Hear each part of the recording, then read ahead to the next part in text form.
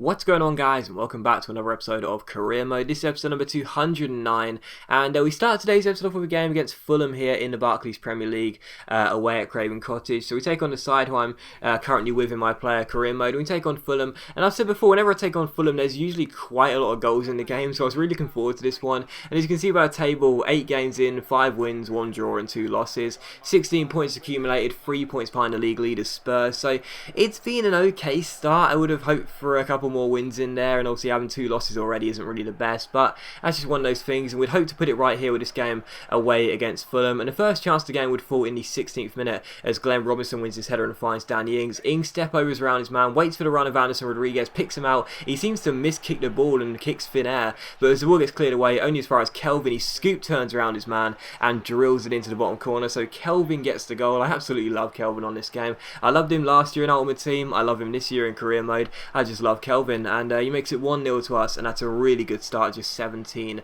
minutes in. And the following chance would fall here in the 29th minute as Anderson Rodriguez, getting a rare start in this game, going to try and include him in the team a lot more this season, gets onto the ball, gives it to Luke Shaw. Shaw finds Glenn Robinson, but he goes through everyone and finds Alex Oxlade-Chamberlain. He runs through one-on-one and he dinks the ball over the goalkeeper. It seems to sort of hit the goalkeeper in the face and then loop up into the empty net there, but still, Alex Oxlade-Chamberlain gets the goal. He's made a great start to his Millwall career, and it's 2-0. So a very lucky goal, that one, but still 2-0. And in the 54th minute we had a throw in. We give it to Kevin Bartley. Bartley plays it backwards towards our goalkeeper Liali. Liali finds Carrasco. Carrasco picks out Kelvin. Kelvin takes it around his man here. Really good chance. Spots the run of Danny Ings. Picks him out. Ings then backheels it into the path of Kelvin. Kelvin finds Oxlade-Chamberlain for 3-0. No.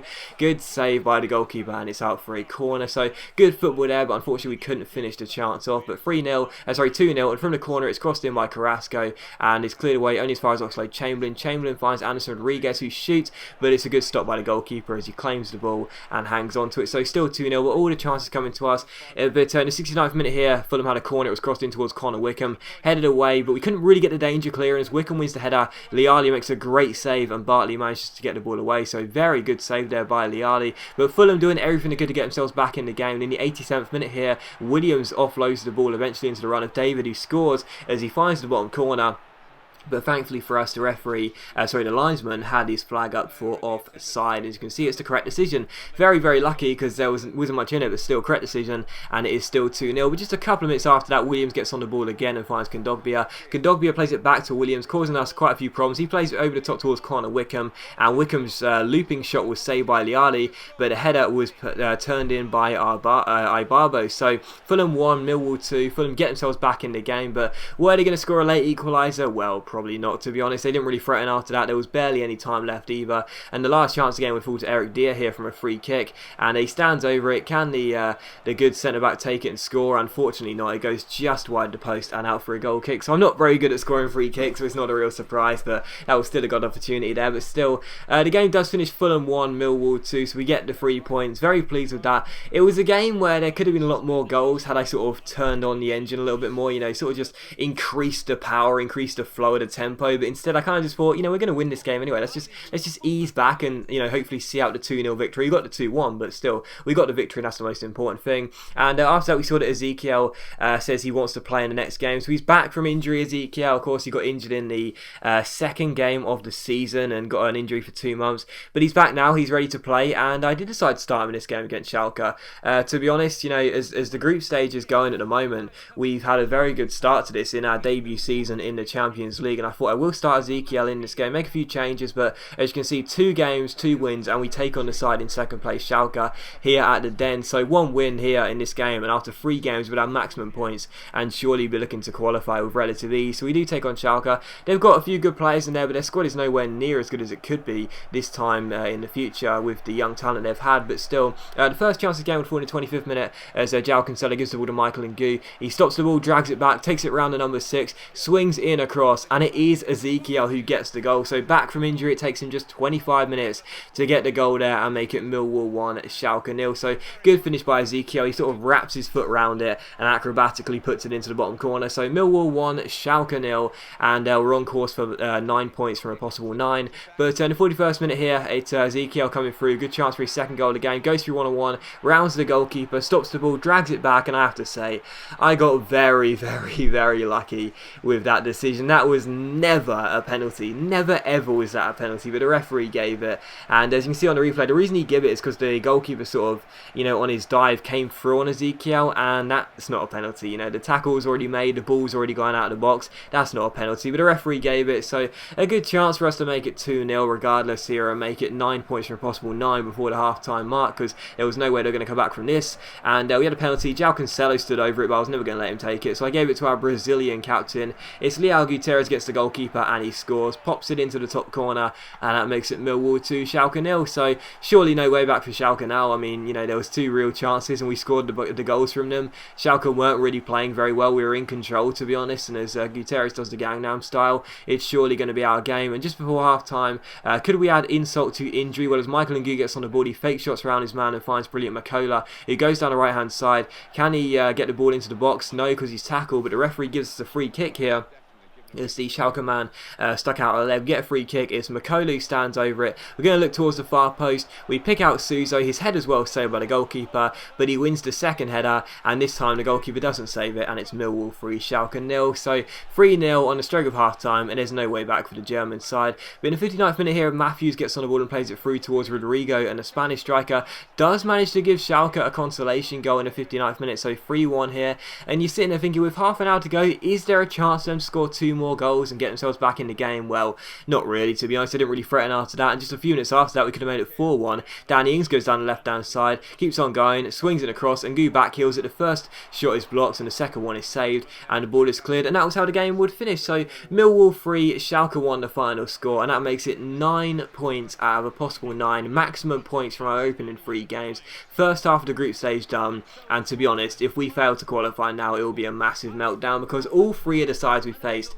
Schalke, Galatasaray and Ajax, not a single one of them has really given us a problem. Galatasaray didn't do too badly, but the only reason they got themselves back into the game was through my poor defending. In the Ajax and Schalke games, I just dominated, and I really can't see us doing anything other than finishing top place. We might lose a game, we might draw a game, but at the moment you definitely fancy us to qualify top of the group and go through to the knockout stage. I think it will be a very, very monumental collapse if we fail to do that. So yeah, we should be looking at going through to the next stages of the Champions League, and that's fantastic in our debut season. With our squad, we should be challenging to win it, but even so, it's important we don't have a meltdown, and it looks like we're not going to have that. But still, we take on Crystal Palace here for the third and final game of today's episode. So all these games being played in London, 2 at the Den and 1 at Craven Cottage, and we take on Palace here, our London rivals. And the first chance would fall in the 4th minute. We had a free kick. Could I score this time with Eric Dier? Unfortunately not. This is a great save by the goalkeeper. He does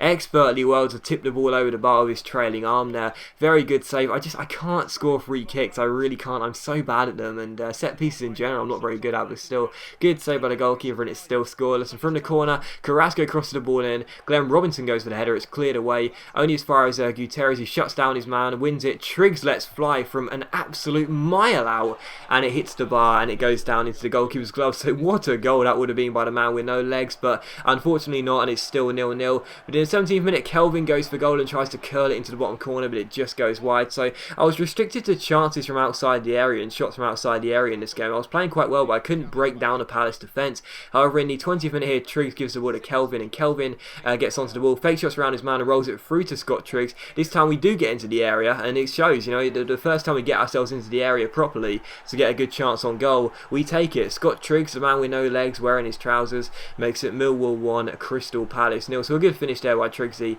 and it is 1-0. And in the 29th minute we had a free kick here. I was standing over it with Kelvin.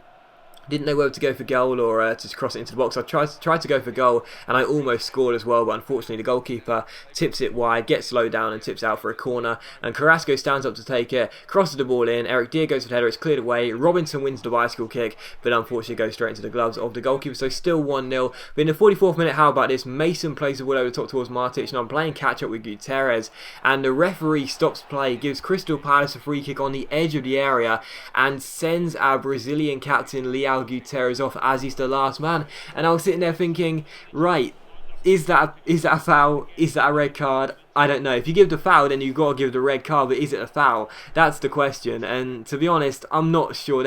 There's a light shirt pulled there, but you can't really see it because the Crystal Palace player gets in the way. But there was only one. There was only one, and I didn't really feel like that justified a foul, to be honest, because he still had control of the ball.